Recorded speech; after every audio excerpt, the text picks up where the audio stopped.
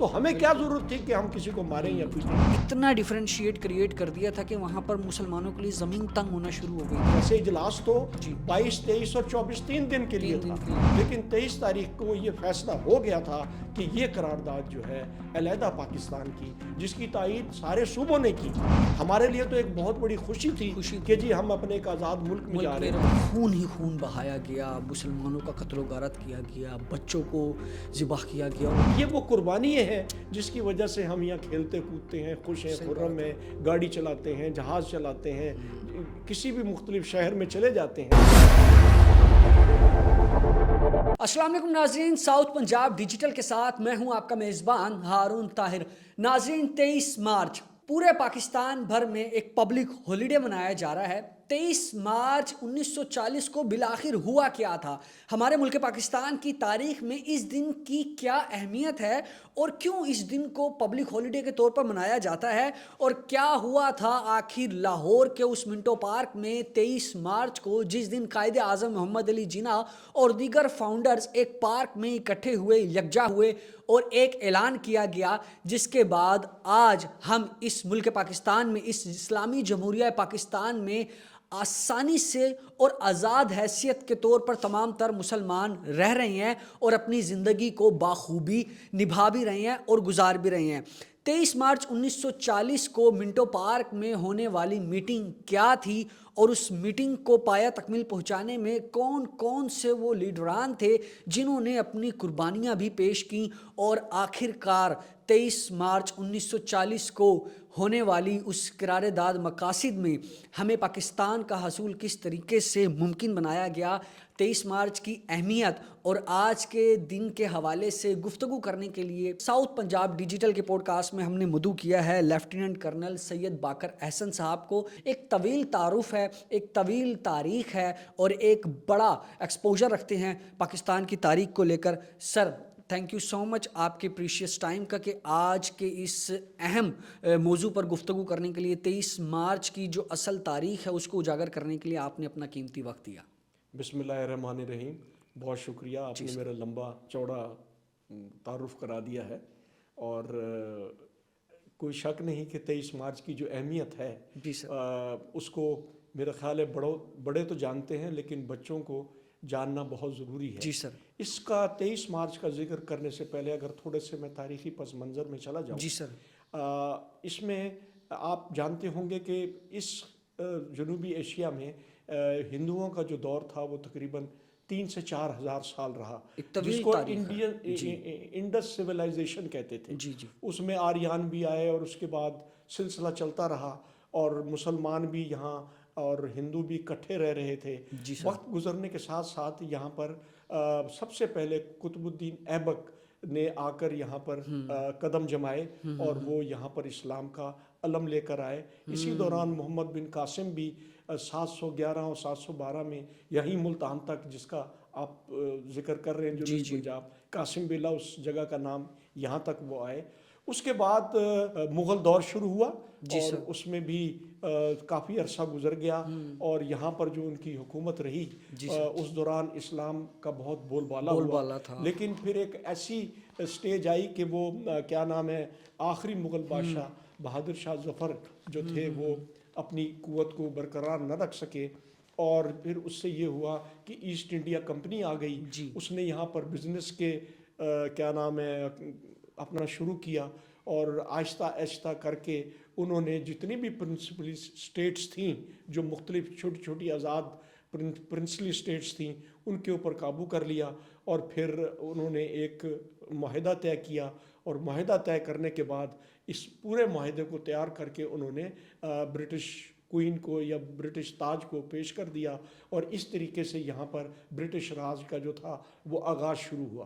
British راج کے آغاز کے بعد مسلمان اور ہندو آپس میں بہت عرصے اکٹھے رہے, لیکن آہستہ آہستہ کیونکہ برٹش دور کے اندر ڈیوائیڈ اینڈ رول کی پالیسی جو تھی انگریزوں کی وہ چلتی رہی, اور ان کا زیادہ تر جو باعث تھا وہ ہندوؤں کی طرف تھا اور مسلمانوں کی طرف کم تھا, جس کی وجہ سے یہ ہوا کہ 1906 میں آل انڈیا مسلم کانفرنس کا بنیاد رکھی گئی. اور اس کے مختلف سالوں میں اس کے اجلاس ہوتے رہے. قائد اعظم محمد علی جناح نے بڑی کوشش کی کہ وہ کیا نام ہے اسی سلسلے کو چلتے رہیں اور اس خطے کے اندر مسلمان اور ہندو اکٹھے رہیں. ان کے اس کاوشوں کی وجہ سے ان کو ambassador of Hindu Muslim unity کا لیڈر بھی قرار دیا. اس کے اندر سر سید احمد خان نے بھی اپنی طرف سے پوری کوشش کی کہ وہ مسلمانوں کو اور ہندوؤں کو ایک جا پر رکھیں، اور انہوں نے اردو اور انگلش کے لیے بہت کام کیا.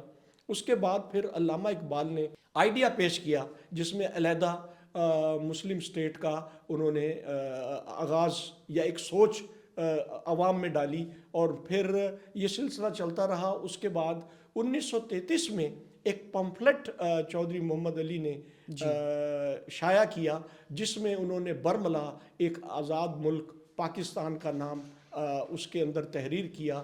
اور یہ وقت کے ساتھ ساتھ چلتا رہا، اور اس کے اندر بہت سارے لکھنؤ پیکٹ بھی ہوئے، قائد اعظم کے 14 پوائنٹ بھی آئے، آل انڈیا کانگریس پارٹی بھی بنی جس کے اندر قائد اعظم نے پورے 3 دہی سے ہندو اور مسلمانوں کے لیے آپس میں ایک جگہ رہنے کی پوری کوشش کی. لیکن جس طریقے سے مسجدوں کے بنانے میں فساد ہوا، اسی طرح جو کیا نام ہے گائے کاٹنے کے اوپر بہت سارے واقع ہوئے کیونکہ وہ ایک مقدس جانور ہے ہندوؤں کے لیے، تو بہت سارے فساد مختلف علاقوں میں برپا ہوتے رہے. بہت زیادہ کوشش کی قائد اعظم نے کہ جی یہ کیا نام ہے اس کو ہم کٹھے رہیں، اور آہستہ آہستہ برٹش کو اس اپنے خطے سے ان کو نکالیں اور اپنی ایک آزادانہ ملک بنائیں.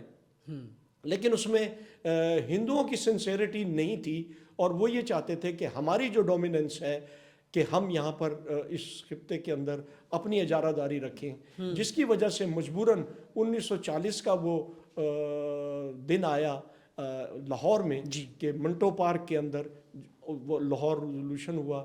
اس کی جو سیکٹری تھے وہ نواب آف ممدوٹ تھے جنہوں نے یہ آغاز شروع کیا اجلاس کو 22 مارچ کو. 22 مارچ پھر قائد اعظم نے اپنے خیالات کا اظہار کیا، اور خیالات کا اظہار کرنے کے بعد اسی کے مطابق پھر ایک کیا نام ہے قرارداد کو تیار کیا، اور وہاں اس کے اندر بنگال کے ایک بہت پرومیننٹ کیا نام ہے عبد الکریم فضل الحق نے وہ قرارداد کو تیار کیا، اور وہ 23 مارچ کو اس کو منظور کیا اور اس کا ڈرافٹ تیار کیا.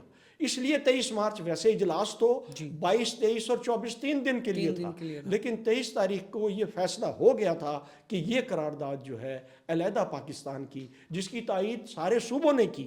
اس میں سندھ سے بھی تھے، بلوچستان سے بھی تھے، پنجاب سے بھی تھے، سرحد سے بھی تھے، اور بنگال سے بھی تھے. پیش اس میں بنگال کے لوگوں کا زیادہ رول تھا، اور پھر اس کی تائید اس مغربی پاکستان نے بھی کی، اور اس طرح سے یہ قرارداد اس دن یہ پیش ہوئی. اس کے بعد پھر یہ ایک سٹرگل جو تھی پاکستان کے لیے شروع ہو گئی. اچھا سر، ہم جس طریقے سے ہم پاکستان کی تاریخ پڑھتے ہیں اپنے اس دور میں جب ہم تعلیم کے حصول کے لیے ہوتے ہیں، تو ہم نے ہمیشہ سے ہی دیکھا ہے کہ 23 مارچ 1940 کی جو تاریخ لکھی گئی ہے کہ اس میں پاکستان میں رہنے والے مسلمان اور بھارت میں رہنے والے جو ہندو تھے ان کو ایک علیحدہ ریاست میں ڈیوائیڈ کیا گیا تاکہ وہ بآسانی اپنے جو ہے دین کے حساب سے لائف کو گزار سکے. تو سر میں یہ چاہ رہا ہوں کہ تھوڑا سا آپ ہماری آڈینس کو اس تاریخ کے اس چیپٹر میں لے جائیں جہاں پر لوگوں کو یہ پتہ چل سکے کہ آخر اصل ڈفرینشیٹ آیا کہاں پہ، کیونکہ آج بھی تو بھارت کے اندر ہندو اور مسلمان اکٹھے رہ رہے ہیں. کئی جگہوں پر مسلمانوں کے لیے زمین تنگ کی جاتی ہے، لیکن ابھی بھی جتنی آبادی پاکستان میں ہے اس سے زائد آبادی بھارت میں اسٹل ابھی بھی رہ رہی ہے. تو سر وہ کون سے ایسے عناصر تھے جنہوں نے اتنا ڈفرینشیٹ کریٹ کر دیا تھا کہ وہاں پر مسلمانوں کے لیے زمین تنگ ہونا شروع ہو گئی تھی؟ سر وہ اس لیے میں بتاتا ہوں کہ ایک پارٹیشن آف بنگال ہوا جس میں ہندوؤں کو بہت زیادہ ناگوار گزرا، اور پھر وہ جو انہوں نے 1937 38 اور 39 کے اندر جب یہ پارٹیشن ہوا ان کا، تو اس کے اندر وہ کمفرٹیبل نہیں رہے اور وہ اپنی جو میجورٹی تھی وہ برقرار نہ رکھ سکے. اس کے بعد ایک الیکشن ہوا. جی. جس الیکشن ہوا تو اس میں 11 یا 12 اسٹیٹس میں الیکشن ہوا اور وہ جناب سارے ہندو میجورٹی والوں نے جیت لیا. اچھا, جب جیتنے کے بعد پھر انہوں نے مسلمانوں کی جو آزادی تھی اس کو انڈر کرنے کی کوشش کی جی. اور اس کو سلب کیا, جس کی وجہ سے یہ آگ زیادہ بھڑک گئی اور پھر وہ کنٹرول کرنا مشکل ہو گیا.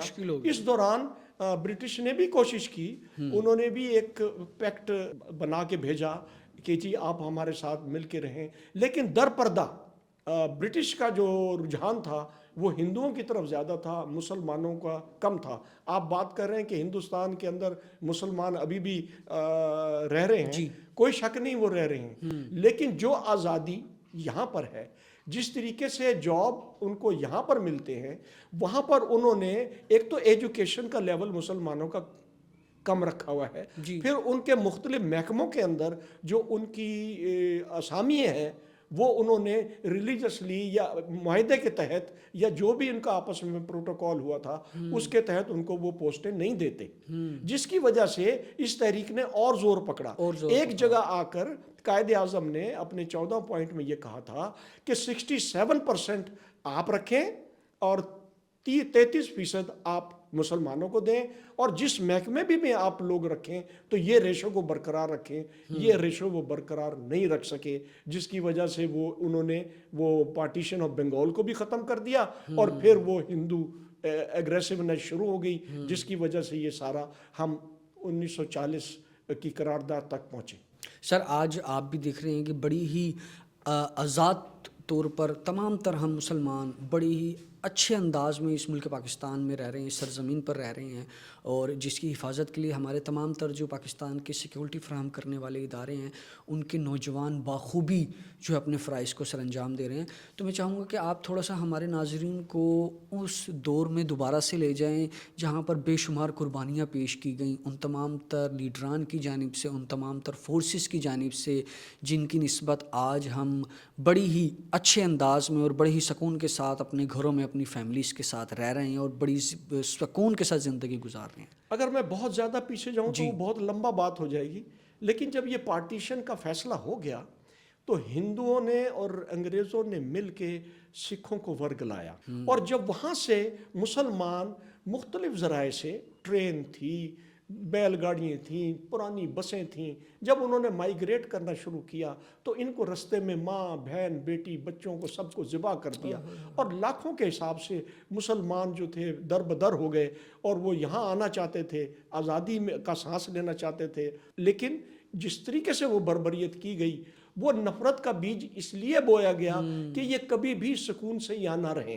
تو وہ آج تک وہ ہمارے اس کے اندر یہ چل رہا ہے. اگر آپ یہ دیکھیں کہ جو لوگ ابھی بھی اللہ کے فضل سے کچھ لوگ زندہ ہیں جو اپنے وہ بیانات دیتے ہیں کہ پاکستان کیسے ہم نے بنتا دیکھا, اگر آپ ان کی باتیں سنتے ہیں ہم اپنے جذبات پہ کنٹرول نہیں کر سکتے. اس میں میرے اپنے بھی فیملی کے بڑے قریبی رشتہ دار ہیں جن کو ان کی 2 بیٹیوں کو اور ان کے باقی کیا نام ہے کچھ بچوں کو ان کو ذبح کر دیا ٹرین کے اندر. تو وہ جب ہماری وہ بزرگ سنایا کرتی تھی, اب تو وہ اللہ تعالیٰ ان کو جنت نصیب کرے, وہ فوت ہو گئی, تو وہ جب وہ اپنا آنکھوں دیکھا حال بتاتے ہیں تو خدا کی قسم اتنی گھبراہٹ ہوتی ہے کہ اتنا رونا آتا ہے کہ یار دیکھو کس طرح کا ظلم ہوا. حالانکہ مسلمانوں نے کبھی بھی اپنی تاریخ میں اس طرح کی کبھی کوئی اس پارٹیشن کے دوران کوئی ایسی بربریت یا کسی کو قتل و غارت نہیں کیا. ہمارے لیے تو ایک بہت بڑی خوشی تھی کہ جی ہم اپنے ایک آزاد ملک میں جا رہے ہیں, تو ہمیں کیا ضرورت تھی کہ ہم کسی کو ماریں یا پیٹیں. لیکن ہندوؤں نے اور انگریزوں نے مل کے سکھوں کو ورگ لایا اور ہماری ٹرینوں کے اوپر اور بسوں کے اوپر اور لوگوں کو چلتے ہوئے قتل و غارت کر دیا. آج کے دن کی بڑی اہمیت ہے, اور آج کے دن کی مناسبت سے میں چاہوں گا کہ آپ ہماری اس قوم کو ایک پیغام دیں جس سے وہ اس بات کو ریئلائز کر سکیں کہ یہ پاکستان ہمیں آسانی سے نہیں ملا. ہمارے جو باو اجداد تھے اور وہ لوگ تھے جنہوں نے اس ملک پاکستان کی بنیاد رکھی, جس طریقے سے آپ بتا رہے ہیں کروڑوں قربانیاں پیش کی گئیں, اور جس طریقے سے جب پارٹیشن ہوئی ٹرینز میں لوگ آئے, خون ہی خون بہایا گیا, مسلمانوں کا قتل و غارت کیا گیا, بچوں کو ذبح کیا کیا گیا, عورتوں کو ذبح کیا گیا. تو کیا کہنا چاہیں گے سر آج 23 مارچ کے دن کے حوالے سے؟ دیکھیے یہ ساری قوموں کے انڈیپینڈنس کا یا آزادی کا ایک دن متعین ہوتا ہے جی, اور اس کو اسی لیے جوش و جذبے سے منایا جاتا ہے کہ ہماری آنے والی نسلیں اس چیز کو یاد کریں, ان کو بتایا جائے کہ ہم نے کس قربانی سے یا کس جذبے سے یا کس مقصد سے یہ ملک بنایا ہے. یہ بار بار بچوں کو بتایا جاتا ہے, آنے والی نسلوں کو بتایا جاتا ہے کہ ان کو یہ یاد رہے, یہ باور رہے کہ یہ جو ہمیں آزادی ملی ہے, جس میں ہم کھیلتے کودتے ہیں, جس مرضی اسکول میں پڑھتے ہیں, جہاں مرضی جا کے اپنا کوئی بھی میلہ یا کوئی بھی ثقافتی پروگرام کر لیتے ہیں, کسی بھی اسکول یا کالج میں جا کے پڑھ لیتے ہیں, یہ اتنا آسان کام نہیں ہے. یہ وہ قربانی ہے جس کی وجہ سے ہم یہاں کھیلتے کودتے ہیں, خوش ہیں, خرم ہیں, گاڑی چلاتے ہیں, جہاز چلاتے ہیں, کسی بھی مختلف شہر میں چلے جاتے ہیں. تو یہ ساری وہ آزادی کے پھل یا ثمرات ہیں جس کو بچوں کو پتہ ہونا چاہیے, بڑوں کو بھی پتہ ہونا چاہیے. اس دن کی اہمیت کو میں تو یہ بھی کہوں گا کہ اگر 14 اگست اور ہم 23 مارچ مناتے ہیں, اس دن چھٹی نہیں ہونی چاہیے, اگلے دن چھٹی ہونی چاہیے, سو دیٹ ہم اپنے محکموں میں, اپنے اسکولوں میں اس دن کی نسبت سے لوگوں کو بار بار بتائیں کہ بھائی ہم نے یہ ملک کیسے حاصل کیا ہے. تو ہم لوگ یہاں چھٹی کر دیتے ہیں. اس دن کو چھٹی کے طور پہ نہ منایا جائے بلکہ ہاں اہمیت کو اجاگر کیا جائے. اگر 23 مارچ کو منانا ہے تو ساری چیزیں اپنی جگہ پر قائم ہوں, اسکول کالج سارے ہوں, تقریریں ہوں. 24 مارچ کو چھٹی کر دیں. اسی طرح 14 اگست منائیں, سارے دفتروں میں تقریریں ہوں, لوگوں کو بتایا جائے, کیونکہ تاریخ کا بتانا بڑا ضروری ہے. اگر آپ پوری دنیا میں جہاں بھی جائیں گے وہ اپنے ملک کی پہلے تاریخ پڑھاتے ہیں. کس لیے پڑھاتے ہیں؟ اس لیے پڑھاتے ہیں کہ اس چیز کو اجاگر کریں کہ ہم نے کتنی سیکریفائس یا قربانیاں دی ہیں کہ آج ہم اتنے آزاد بیٹھ کے یہاں پر بات چیت کر رہے ہیں, ایک دوسرے سے مل رہے ہیں, اپنی مذہبی رسومات ادا کر رہے ہیں. تو اس کا مقصد یہ ہوتا ہے. تو یہ جو آپ کہہ رہے ہیں کہ جی اس کی اہمیت کیا ہے, اہمیت ان گنت ہے, لیکن آزادی سب سے بڑی نعمت ہے جو ہم نے 23 مارچ کو حاصل کی اور اس کے لیے ہم نے قربانیاں دیں اور 14 اگست کو ہم آزاد ہوئے. آپ یہ دیکھیے جو یہ نام امریکہ ہے, اس کے اندر جو آزادی کی مہم چلی تھی, میرا خیال ہے 1776 میں وہ آزاد ہوئے. وہاں بھی اسی طریقے سے برٹش راج تھا, برٹش کالونی تھی وہ, اس کو ختم کیا گیا. وہاں کے لوگوں نے سٹرگل کی. آج دیکھیں امریکہ پوری دنیا کا سب سے بڑا معاشی اور طاقتی قوت والا ملک ہے. تو آزادی بڑی نعمت ہے بھائی. اور اسی طریقے سے قائد اعظم نے ایک ایسا موٹو دیا, یونٹی, فیتھ اور ڈسپلن. اگر ہم اس کی اہمیت کو, ہم نے تو فوج میں بہت دیکھا ہے, ہمیں تو بار بار بتایا جاتا تھا کہ بھائی یونٹی سے کیا ہوتا ہے, فیتھ میں کیا ہے اور ڈسپلن میں کیا ہے. اس کی پوری تشریح کی گئی ہے کہ بھائی یونٹی سے آپ کو طاقت ملتی ہے, یونٹی سے آپ کے کام جلدی ہوتے ہیں, یونٹی سے آپ کے کام ایفیشنٹ ہوتے ہیں, یونٹی سے آپس میں ایک دوسرے سے محبت بڑھتی ہے. اسی طرح فیتھ ہے. اب فیتھ میں یہاں بیٹھا ہوں, اس کا مطلب ہے کہ مجھے آپ نے اعتماد کیا ہے, مجھے پر اعتماد کیا ہے کہ میں جس منصب, جس بات کے اوپر بول رہا ہوں, آپ نے مجھ پہ ٹرسٹ کیا ہے کہ میں سچے دل سے وہ بات کروں جو آپ کو اور معاشرے کے لیے ایک اچھا ہو, سچ ہو اور اس میں جسٹس ہو. میں اپنی ذات کو بیچ میں شامل نہ کروں. وہ ہے فیتھ. ڈسپلن, اگر آپ کے اندر یونٹی آ گئی, فیتھ آ گیا, آٹومیٹکلی ڈسپلن بھی آئے گا, وقت پر بھی آئیں گے, کام بھی اچھا ہوگا, ایک دوسرے کا احترام بھی ہوگا اور کام بھی ایفیشنٹ ہوگا. تو یونٹی, فیتھ اینڈ ڈسپلن کی بہت زیادہ اہمیت ہے.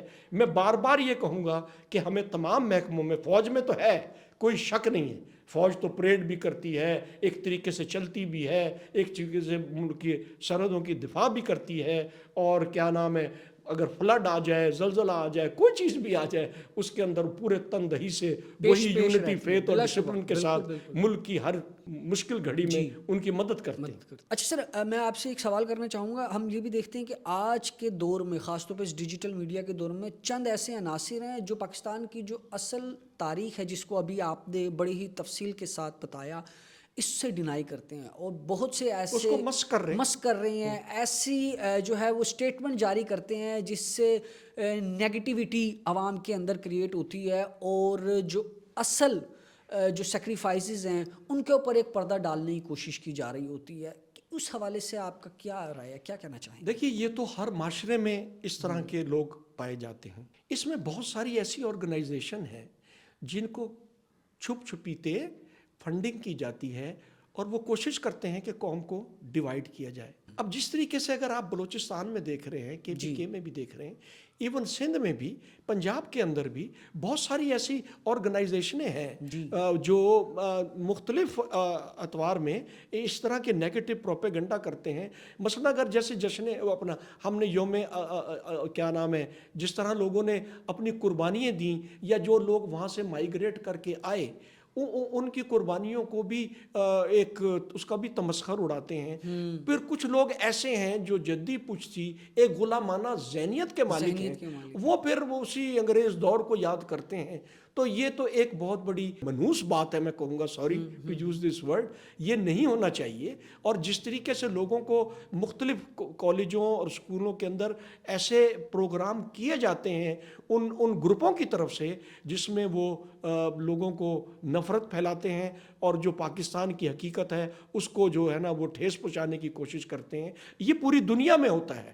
اس میں یہی والی بات ہے کہ ہمارے محکموں کو, ہمارے بزرگوں کو, ہمارے ٹیچروں کو اور ہمارے حساس اداروں کو چاہیے کہ وہ اس چیز پر نظر رکھیں, ایسے لوگوں کو یہ فنکشن نہ کرنے دیں جس سے قوم ڈیوائیڈ ہو اور جو لوگوں کی سیکریفائس ہے اس کا تمسخر اڑایا جائے. یہ اچھی بات نہیں ہوتی.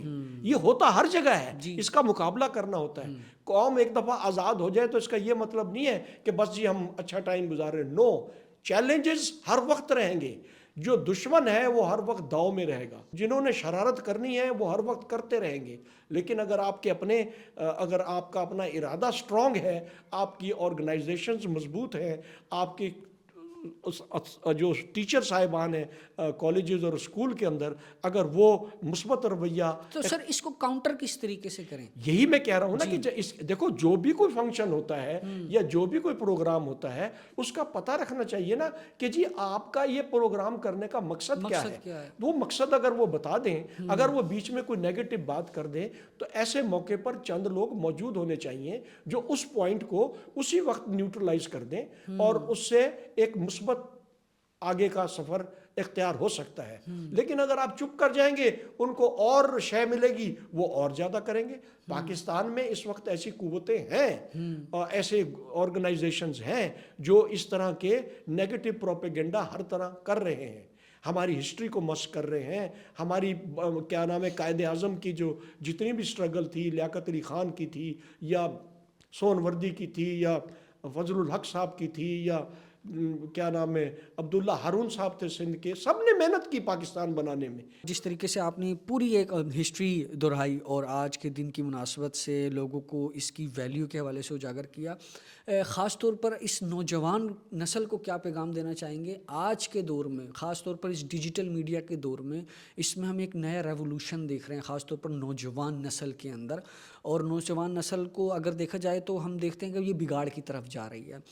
اس نسل کو کیا پیغام دینا چاہیں گے جو اس قوم کا اصل سرمایہ ہے, جنہوں نے آنے والے وقت میں مستقبل میں اس قوم کی ترقی کے لیے مزید ایسے کام کرنے ہیں جو تاریخ میں آنے والے وقت میں یاد بھی کیے جائیں گے اور دہرائے بھی جائیں گے؟ اس نوجوان نسل کو آج کی نسبت سے کیا پیغام دیں گے؟ میں تو صرف یہی گزارش کروں گا کہ جو گھر کے والدین ہیں, بزرگ ہیں, وہ بھی اسی طریقے سے آج ڈیجیٹل دور کے اندر بڑے اپنے آپ کو اس میں انوالو کیا ہوا ہے.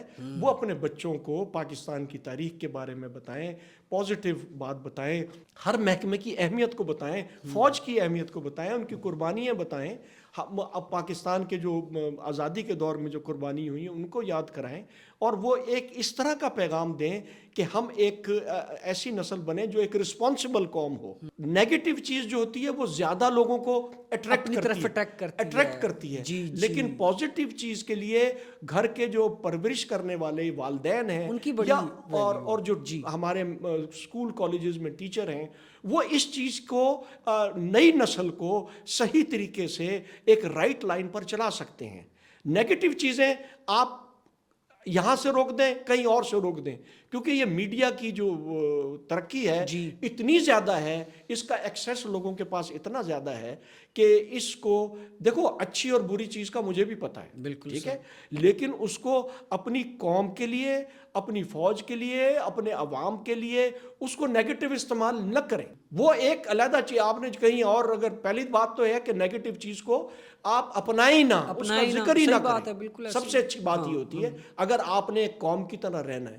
تو میں نے سب کے لیے یہی مشورہ ہے نئی نسل کے لیے کہ نیگیٹو چیزیں, بری چیزیں جس کے اندر ورگ لایا جا رہا ہے اس کو ایک سائڈ پہ رکھ دیں, اور ایک مثبت اور اس کو لائن کو اختیار کریں, جس میں میں بار بار کہوں گا کہ پیرنٹس کا اور ٹیچرز کا زیادہ انفلوئنس ہوتا ہے اپنی نئی نسل کے اوپر اس کو تیار کرنے کے اندر. سر آپ کا بہت شکریہ, آپ نے اپنا قیمتی وقت دیا آج کے دن کی مناسبت سے. سر جناب, میرا یہ فرض ہے, قومی فرض ہے, اور مجھے بڑی خوشی ہوئی کہ آپ نے اس ناچیز کو سلیکٹ کیا, اور میری جو بھی خیالات تھے پاکستان کے متعلق, تا قیامت یا جب تک ہماری زندگی ہے ہماری لائلٹی اسی ملک کے ساتھ ہے. اسی میں اگر ہم اپنی زندگی کو آزادی سے گزاریں گے اور اگر ہم اپنے اصولوں پر ایمانداری پہ چلتے رہے تو ہمیں کوئی پریشانی نہیں ہوگی.